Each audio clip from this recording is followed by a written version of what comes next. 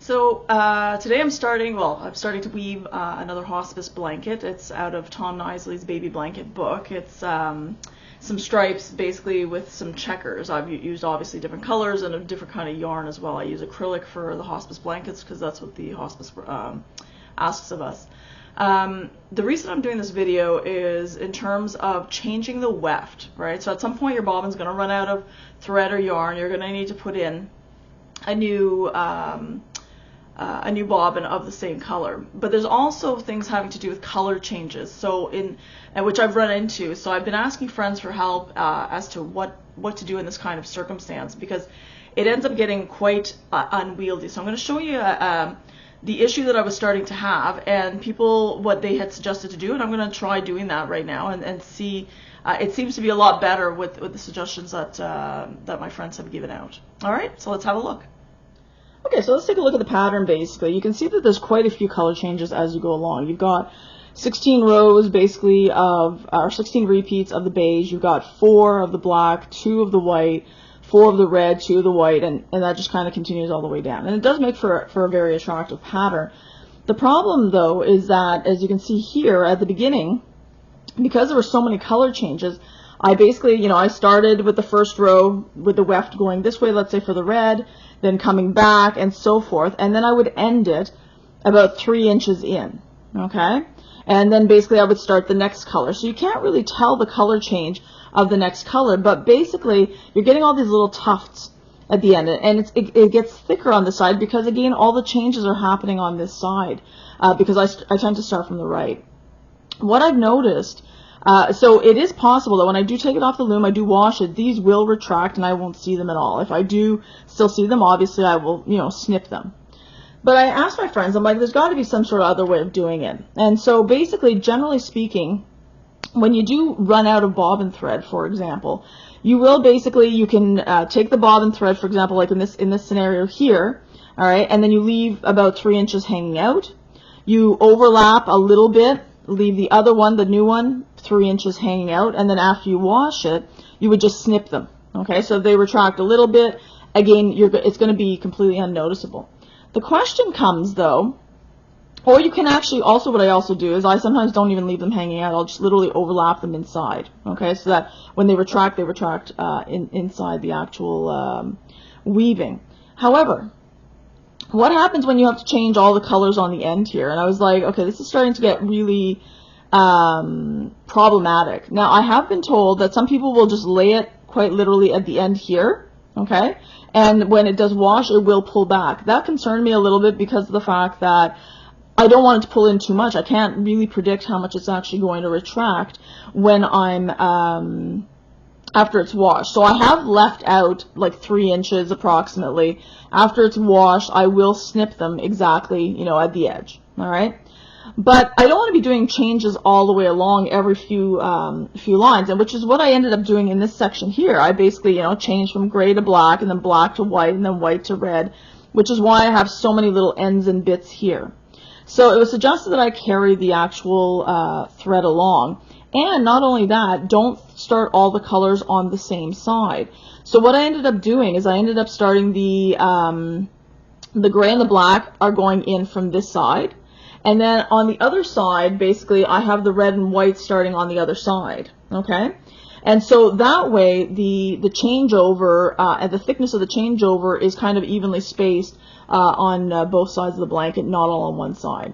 You'll notice that as I go up, okay, obviously, because these are two very contrasting colors, you're going to see it, okay? I'm not happy about it, but it is what it is. If it is obviously a thinner yarn or a thinner thread than what we have, you're not going to notice it, okay? This happens to be acrylic yarn, your typical acrylic knitting yarn, and so it is thicker. It is obviously going to be more visible, okay? So what I do basically at this point is that I have to do 16 of these. So I've got 1, 2, 3, 4, 5, 6, 7, 8, 9, 10, 11, 12, 13, all right? I'm going to come back on the other side here. I'm going to readjust the camera here. Give me one moment. Okay, so I'm hoping that is, oh, let's see here. That is a better view for you guys. All right. So basically I'm going to come back on this side here. All right. my little triangle there. I ended up actually weaving with both hands. I usually weave, take it and I take the beater and I pull it on the center. But I was noticing that the sides were starting to ride up quite a bit because of the lack of pressure. So I ended up actually weaving and pulling it on both sides to obviously minimize that. So that's something you may also wish to consider. Now that I brought this over, I want to be able to carry this one over. Okay, so. And the joys of too many threads. Okay, so this one has just come out, as you can see. Okay, I'm going to put the shuttle underneath the black. Okay, all right. That way when it pulls and it goes back in, it's going to pull the black straight up. If you do it the other way, it's going to twist and it just makes it more obvious and it makes it thicker. Okay, so then I'm going to go in back on this side here. Okay. All right, and then I don't need to do anything on this side, which is nice. All right, going to go back underneath the black thread. Okay, sometimes what I also do is I'll tend to pull just to make sure that this is as thin as it possibly can be and it's not bunching up. Okay, then I go back.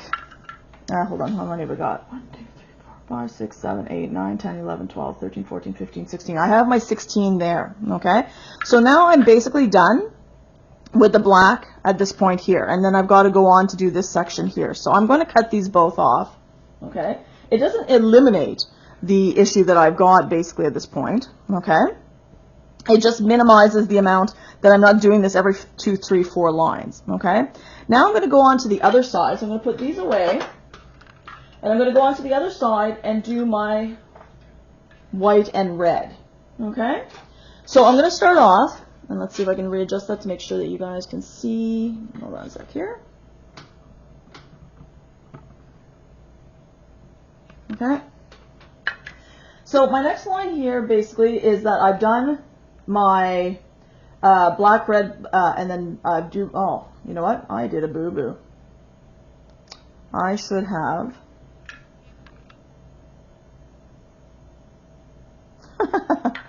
Oh, I screwed up. So I shouldn't have cut it because I needed to do another black one. Lovely. Okay. So again, look at your pattern, right? Haste makes waste. So now basically I'm going to be going in. So there are two ways of doing this. I can show you the other way that I did because I'm starting this. So because I'm starting with the black, I could actually feed this one in. So let me get... Sometimes you just gotta shake your head.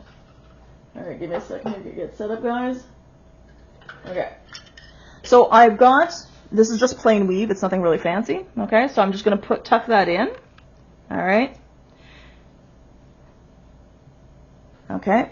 And again, I could pull it out if I wanted to and start the other one and pull it in as well. I tend to just, the other option that people say basically is that if it's a thick thread, you can potentially, if it's, let's say, 4-ply, you can cut out 2-ply to make it thinner. I haven't noticed it to be a huge problem on these blankets, so I'm not going to worry myself too much about that. Okay?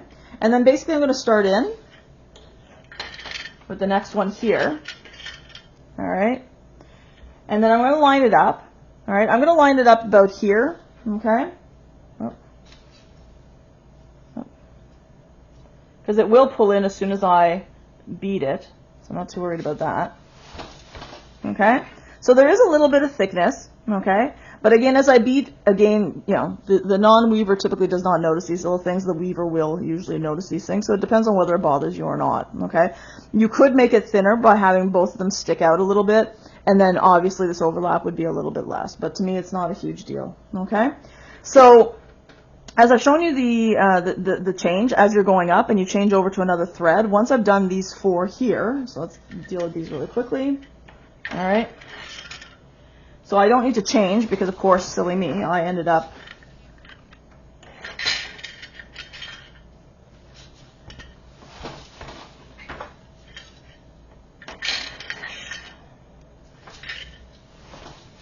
okay. So I'm done this. Now I can cut it properly, unfortunately. Okay. All right. I'll let that hang. Now on this side here, all right, So basically I've got, right, my beige, my black, my black, my beige, my black, which I have here. The next one is going to be starting to do white. I only got 2 things of white. So I'm going to start it off on this side. I'm going to leave a tail hanging, all right? And I'm going to do exactly the same thing as what I did on the other side. So I'm going to leave a tail hanging. All right. All right. Go back on the other side.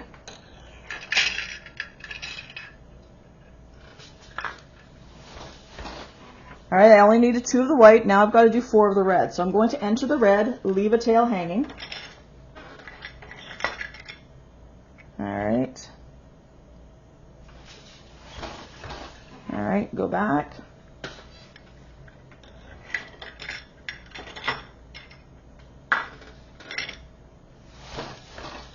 And now I want to, same thing, okay? I want to make sure that I'm carrying this thread. So over here, okay, can you see? Hopefully you can see a bit better. Let's see here. So I'm going to take this thread, I'm going to put the red underneath so that when it pulls, take these old ones out of the way here. When it, there we go. Oh.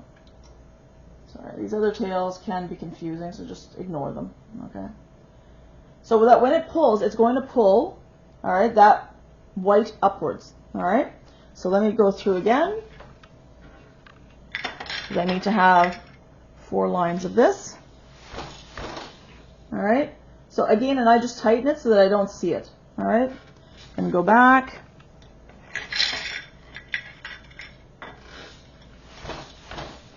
All right.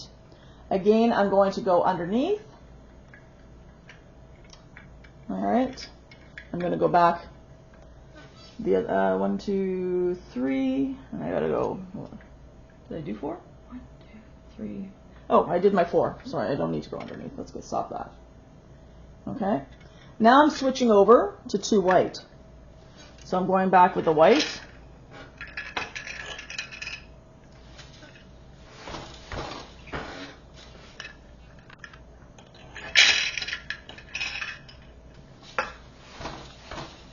Okay, and then I would go back again. I have to do my black, beige, black, and I would do the same thing on the other side. And again, I'm just making sure as I go along. Okay. All right, so we've got the, hold on, let me find on this side here. We've got, there we go. Okay, so everything again just looks pretty good. All right, on both sides. It's hardly noticeable. It's more noticeable in this area right here that you're noticing a little bit of the color because again, there's such a contrast between them. But that's a quick way that my friends have shown me how to change wefts. I thought it might come in handy for you. So I hope that helps, and have yourself a great day.